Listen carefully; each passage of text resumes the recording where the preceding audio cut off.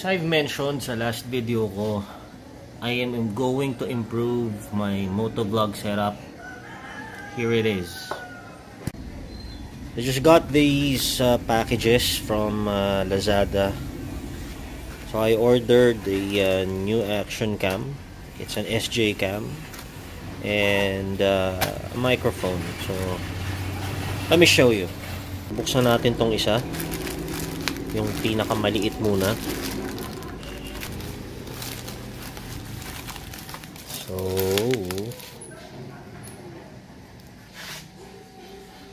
So ito yung microphone na binili ko. It's a lavalier mic for an SJ6, SJ7 or SJ360 action cam. And then makikita nyo kung ano yung kinuha ko pagbukas ko nito. Whenever you do moto vlogs, good audio is really very important. So one of the things that I do nung time na I was doing moto vlogs and wala pa akong microphone is that I just put captions or texts dun sa video whenever I wanted to say something. Meron namang ibang mga nanood kahapon na sinasabing ang labo daw ng audio ko.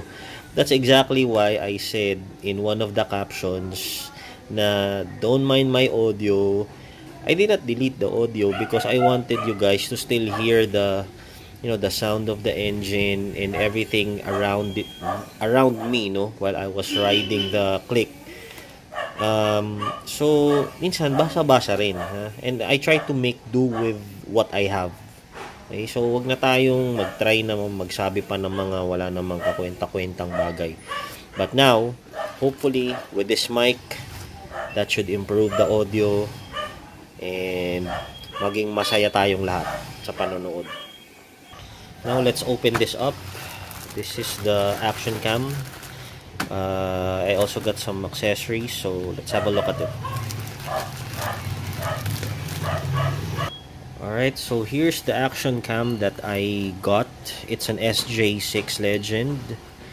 It's not a new model, but what I liked about this action cam is it allows you to connect a mic to it.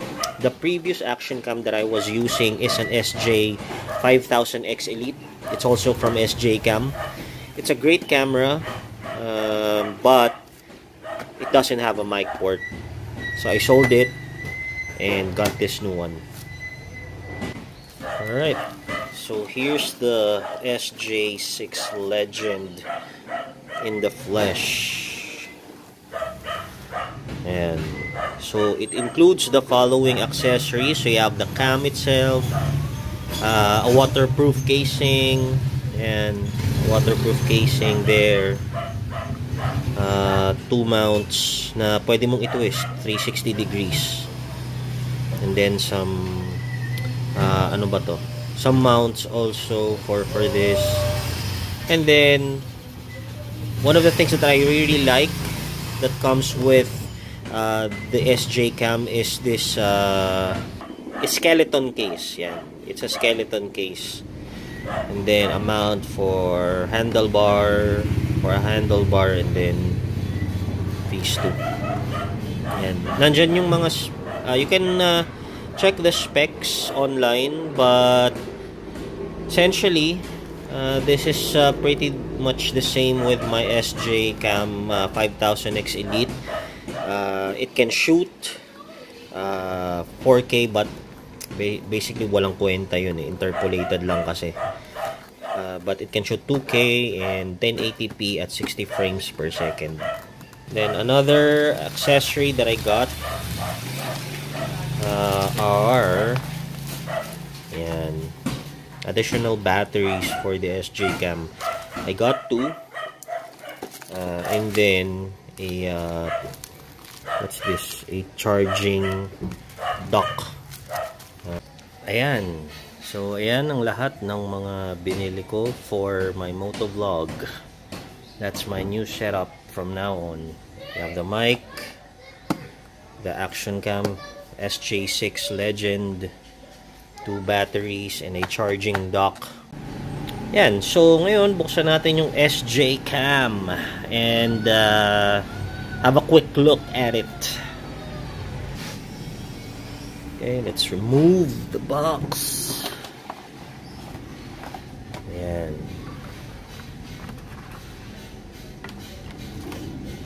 Daming mga anik-anik.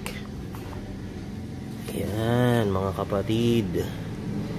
Ito na yung SJCam SJ6 Legend. Inside, it's a waterproof case. And the case is a little different dun sa 5000X Elite. I like this better because it has more black black trims. I really like about this waterproof port or waterproof casing is ang galing tanggalin ng ano niya. Ang galing tanggalin ng cam from the case. Yung mga previous waterproof cases ni SJCam medyo mahirap eh. Hopefully hindi siya ganun ka-flimsy kasi parang pero dito, ayan. You just push it, or you just pull it here. Pull mo lang. And then, yun na yun. So, let's try to turn it on para makita nyo. So, you have the power button here. Settings.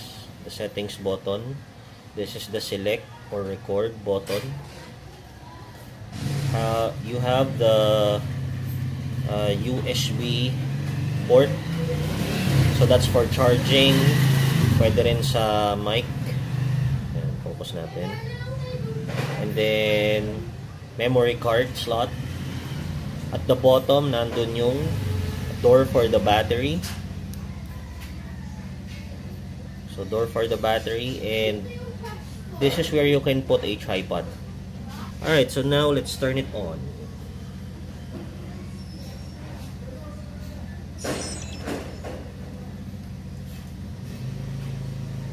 And so, one of the key differences ni SJ6 Legend dun sa luma kong action cam, which is the 5000X Elite, is that meron din siyang screen at the front. Now dito, it's very useful kasi makikita mo kagad yung mga settings that you're shooting at. Ayan lang yung sample na ng screen niya. It's also touchscreen. So if you press that, it goes to the settings. Press this, goes back. Ayan, so meron kang maraming options dyan. Again, just really unboxing it. You have a lot of reviews sa YouTube, detailing kung ano yung kayang gawin ni SJCam SJ6. For now, this is what we're gonna do, no? Just show you the hardware. One of the things that I really like about SJCam is hindi talaga sila nagtitipid pagdating sa accessories. Pretty much everything that you need nandito na. So ito, again, it's a mount for handlebars. Pwede rin sa bicycle. You have a lot of ito, mga mounts for sa helmet, diba? And then this one is you can change the back door nung waterproof casing. The only difference is that dito pwede mong magamit pa rin yung touchscreen kasi ito malambot na, para siyang parang plastic. Then I have the charging cable. What else? May pamunas pa, diba? But the best of it all is ito talaga. I think this is the case na madalas kong gagamitin when I do my motovlogs, because it allows you to connect. Buksan na lang natin para makita nyo. Ayan o. So itong skeleton case ni SJCam very useful kasi bukas yung mga ports niya. So sa waterproof casing kasi hindi mo pwedeng i-connect yung mic. So you can use this to connect the mic while doing your vlogs. And then of course hindi mo mawala yung manual and stickers. Yan. Pwede kong ikabit ko yata kay kay Clicky. So now let's unbox this. Let's take out the mic from its packaging. Ayan. So ito yung mic. Okay.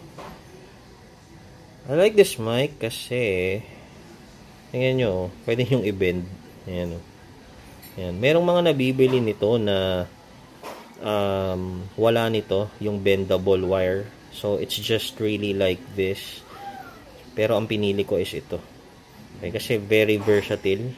You can use it as a mic. You can clip this on sa ano mo, sa t-shirt mo, and diba, you can just